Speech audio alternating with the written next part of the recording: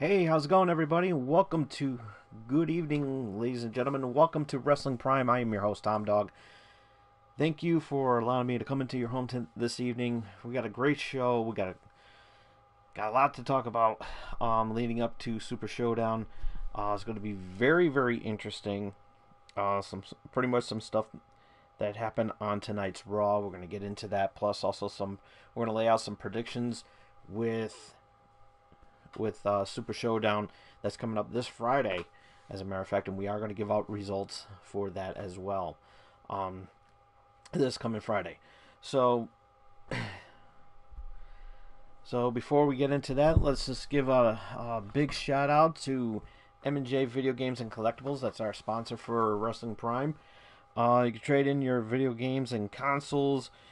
You can trade from retro video games, accessories, and systems. You can also trade in your DVD sets, DVD box sets, and Blu-rays. You can also trade in your sports cards and novelty items, as well as wrestling collectibles and autographed items spanning from sports, wrestling, and actors. And if you just happen to be in the Connecticut area and you want to check out this lovely store, do so by checking out the list of events that are going on as well that they have lined up. You can do all that by checking out their website at mjvideogamesandcollectibles.com.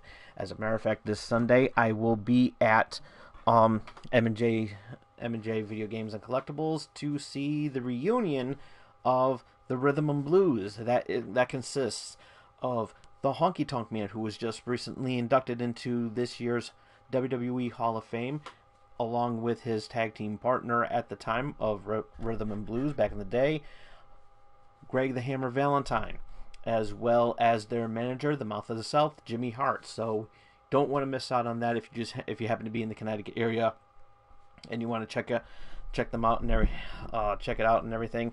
Do so by going to M&J Video Games and Collectibles, and directions and everything are all there. If you happen to be in the Connecticut area, I suggest you do so. That's mjvideogamesandcollectibles.com. So, okay. So there you go. So we got ourselves a great show, as I said. We have a really great show, as I said. Well, everybody was expecting Brock Lesnar to cash in his briefcase tonight on that happened earlier on Raw. Unfortunately, that did not happen. He did, however, took out Seth Rollins and put him on a stretcher and called it a day. So it was pretty brutal, and just he had an opportunity to cash it in, but everybody heard Brock Lesnar said, "I'm cashing it in on Friday." So Friday at Super Showdown, we don't know when he's going to cash it in. Is he going to cash it in to make it a triple threat match against Seth Rollins, or is he going to cash it in after either Seth wins or Baron Corbin wins? We have no idea. So it has been confirmed that he is going to cash it in on Seth on the Universal Championship. He's not going to be focused too much. He's not going to be focusing on on Kofi Kingston, because he has his hands full with Dolph Ziggler, who I predict that Kofi Kingston will still be WWE champion by the time at the end of the show. And then Seth Rollins. But so far, Seth Rollins is scheduled to be fighting to face off Baron Corbin for the Universal Championship. We don't know about Seth Rollins' condition. Is he going to be there? And everything? We don't know. We don't know how bad his condition is. If he's unable to attend on that and just make the title vacant, chances are Brock Lesnar is going to be facing Baron Corbin. So, I mean, either way, that'll be a pretty interesting match. to see Brock Lesnar and Baron Corbin going at it, just to see how those two really face off and everything. So it'll be a very interesting match to see them two collide as well. Who knows? Maybe it will be a triple threat. Then again, I don't know. But somehow a funny feeling tells me that Brock Lesnar is going to walk out the champion, the Universal Champion, at Super Showdown. So we have no idea. They actually had a rubber match between Ricochet and Cesaro. Very good match. It was a very good match. Ricochet came out the victor in that match, and Cesaro, with a surprise on his face, took advantage of the situation and beat up Ricochet. He was about to put him. He was going underneath the ring to grab. He went and grabbed a ladder, but then he wanted something better. He wanted a table. So he pulls out a table, and who shows up? R-Truth. He was hiding underneath the ring the whole time, and I was laughing hysterically on that. I thought it was one of the most funniest things of all time. I thought Cesaro would have seen the opportunity to take him out, right, to get him right there, because he had an opportunity to do it, and you blew it. Interesting side note, as well, that R-Truth actually defended the 24/7 title at a golf course, and Jinder Mahal came up from behind while R-Truth was at the golf links at the golf course with Carmella. He was about to go grab his clubs. All of a sudden, Jinder Mahal comes out from nowhere, pins him to be the 24/7 champion. But then he gets blindsided by R-Truth, regains the 24/7 title, and just bolted out of there. If you haven't seen it on YouTube, you got to see it on YouTube. Very, very hilarious, and you definitely got to see it because it was truly amazing. And that's what I'm talking about. That they need to use. They have social media. They have Instagram. They have YouTube. They even have Facebook. Take advantage of that situation. It's a 24/7 title. You don't know where R-Truth is going to defend it. Do so. Gotta happen. Has to happen. Take advantage of these social media apps. YouTube, Facebook, Twitter. I mean, I'm sure they have Periscope as well too. Do it on Periscope. Do it on all these social media platforms that are able to do these. You definitely will get a lot of viewers and a lot of subscribers that way. Trust. Definitely do so. But nonetheless, it was a good little stint over there. So I started laughing. The Funhouse, the Firefly Funhouse, was absolutely hilarious. There was a puppet of Vince McMahon with devil horns.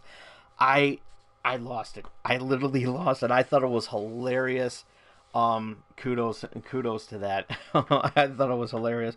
I don't know how Vince is gonna like it, but I'm sure it's gonna be hilarious nonetheless. So, opening of Raw, we saw Roman Reigns and the Usos take on Drew McIntyre and what was that group? It was like, what was that group? The Revival. Very interesting match. Very interesting match. It was pretty good. Really good build up for. It was a really good build up for Shane McMahon and Roman Reigns to be going at it at Super Showdown. They're gonna clash. Shane vows to make Roman Reigns tap out for the first time in his career. It's probably going to happen.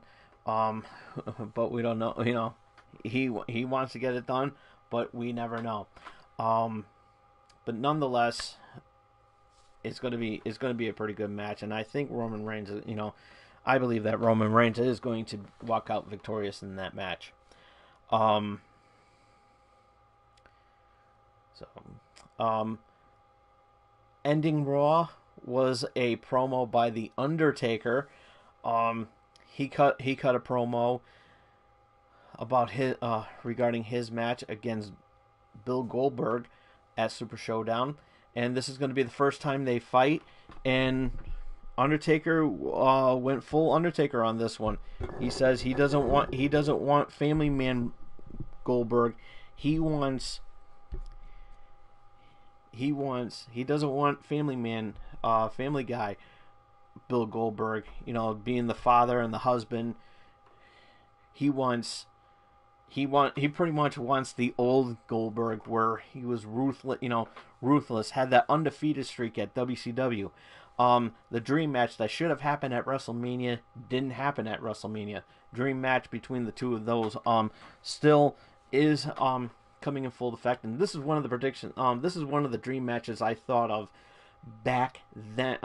Back in my cable access days when Wrestling Prime was on there, and we had this segment which was one of our best segments, was dream matches, who we always paired up with against one another, and 95% of that conversation always led to Goldberg versus The Undertaker. So we finally get to see that after all this time. And so this is going to be one of those things that is actually going to happen. A little disappointed that we're not going to see that at a WrestleMania. Who knows? Maybe something happens. Maybe something happens into this match where at WrestleMania they can have a rematch, and I think that's what's going to happen. So, but nonetheless, I think the Undertaker's going to win that match. Nonetheless, and so who knows?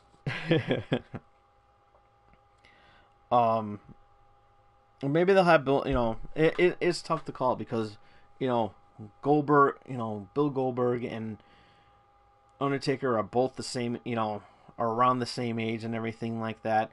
Undertaker still looks fresh, primed, ready to go. So we don't know. We have no idea, and it'll be pretty interesting to see what happens. So I mean, the match can go either way, but if they're in their prime, it would also be a tough call. Even when they were at their prime back in the 90s. They because the Undertaker evolved his character back in the Attitude Era, and it was ruthless and sadistic with the Ministry of Darkness, and of course Bill Goldberg with his undefeated streak since when he was on Monday Nitro, and then losing it shortly about a year or so later on year or two so later at Fall Brawl. So it's going to be very interesting to see what happens with this, because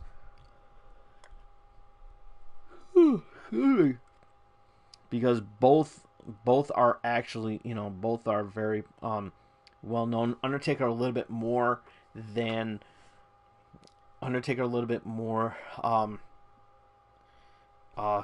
more famous than Bill Goldberg. Yeah, he had that one match with Hulk Hogan back on Monday Nitro, which made him the man at that point. And of course, with his undefeated streak and everything. But Undertaker, when you think of the Undertaker, you think of WrestleMania. You think of his WrestleMania streak. how unfortunate it ended at WrestleMania 30 against Brock Lesnar. It it was pretty amazing, interesting to see what happened. But nonetheless, we managed to get to see two of the old time greats going at it. Bill Goldberg, WWE Hall of Famer. Undertaker, future WWE Hall of Famer. This match is basically the one match that I'm very interested in at Super Showdown, and I can't wait to see it. Again, I would have loved to see it more at WrestleMania because it'll be more passionate. It'll be more nostalgic for me in that part. But there, with the hype and everything like that, I absolutely love the hype that they're building for it. And we're gonna hear Bill Goldberg on SmackDown on Tuesday. It's gonna be interesting to hear what he has to say and everything. It's gonna be a very interesting match on Friday. So we don't know what's gonna happen. But as I said, I think Undertaker's gonna win that match. I really do. And then again, I could be wrong. And of course, then there's of course going to be a battle royal. 50-man battle royal is going to be. It's actually the biggest. From what I understand, it's going to be the biggest battle royal. Not the biggest Royal Rumble, but the biggest battle royal. So it's interesting to see who's going to come out the victor. Not really interested in that match. To be quite honest with you. So yeah, this is going to be very interesting to see what happens and everything. And we're going to be on Friday after I watch Super Showdown. I'm going to give out my results on that. The show starts at 2 p.m. Eastern. That's in my territory. So after Super Showdown ends, I'm going to give out my results of what I think of Super Showdown. So be in tune for that. What else is going on? So yeah. So and over the weekend, Terry Reynolds gets detained at an airport for concealing a gun. We don't know she did a bad thing, and so who knows what happened. AEW. If anybody has seen actually have heard the Talk Is Jericho, I haven't heard the podcast yet. I have it in my playlist. I'm going to listen to it, so I can comment more on it. It's just pretty crazy with what John Moxley said, formerly known as Dean Ambrose. Basically he basically did a shoot on Talk Is Jericho about how unhappy he was with the WWE and what has happened shortly after Roman Reigns, shortly after the injuries that happened when he came back from his injuries, and pretty much just how unhappy he was, and it's like if you haven't listened to that interview, I strongly suggest that you go and listen to it. It's a very good interview. Double or Nothing. I didn't see the pay-per-view, but from what I understand, the show was pretty good. Has some pretty good matches in there, and but we'll see what happens when they go on TNT this fall. It'll be something to talk, definitely to talk about. Who knows? Maybe we'll have another Monday Night War.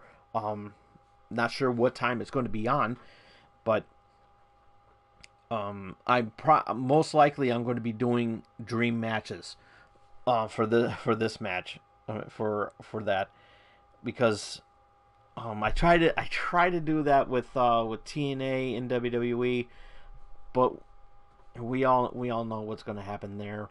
But as far as AEW goes, I think this it's going to stay for quite some time. Very interesting to see who once I get the complete roster of who's who. I really want to see what happens, because some of the guys that are with AEW that jump shift from. But the thing is, when I do this dream match list, I'm going to do the ones that I've never heard of. For example, Cody Rhodes, Dustin Runnels, Chris Jericho and of course Jon Moxley will not be on this list. It will be basically those young wrestlers who have never stepped foot in the WWE ring, at least to my knowledge. One sticks out to mine, of course, will be Kenny Omega. So I'm gonna put a dream match in there with him. Obviously, he's gonna be right up there at the top of the list. As far as the other guys, I'm not familiar with the superstar with the wrestlers over at AEW, but once I do get familiarized with them, I'm definitely going to be doing up a list on there and to see, because that's basically one of our staples for Wrestling Prime was those dream matches, and it's one of those what if scenarios. Like what if Kenny Omega were to fight what if Kenny Omega fought AJ Styles, or what if Kenny Omega fought Seth Rollins? You know, one of those what if scenarios. It will be very interesting to see what happens with this list, and pretty much tail of the tape to see where I how I rank them. Pretty much something that I will be working on in the months to come. So again, once I get familiarized with these new wrestlers that I haven't heard of, I'm definitely going to jot up that list. So you're gonna see that.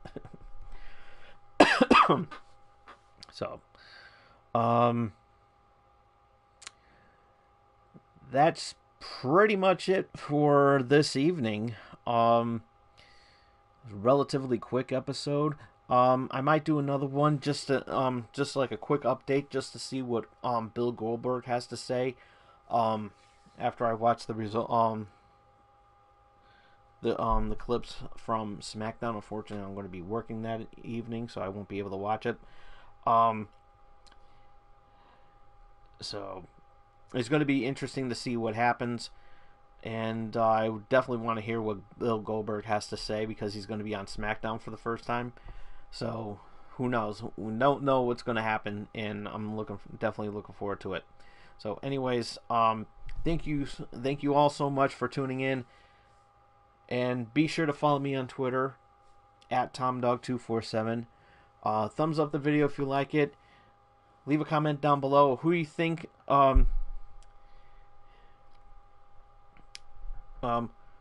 your predictions on Super Showdown this Saturday.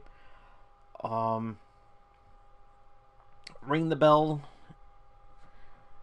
that bell to stay notified of what I'm going to be doing next, and more importantly, more than anything in the world, and you could be a champion just like me, and that's lay the smackdown on that subscribe button. Till next time, this is Tom Dog saying take care, so long, peace.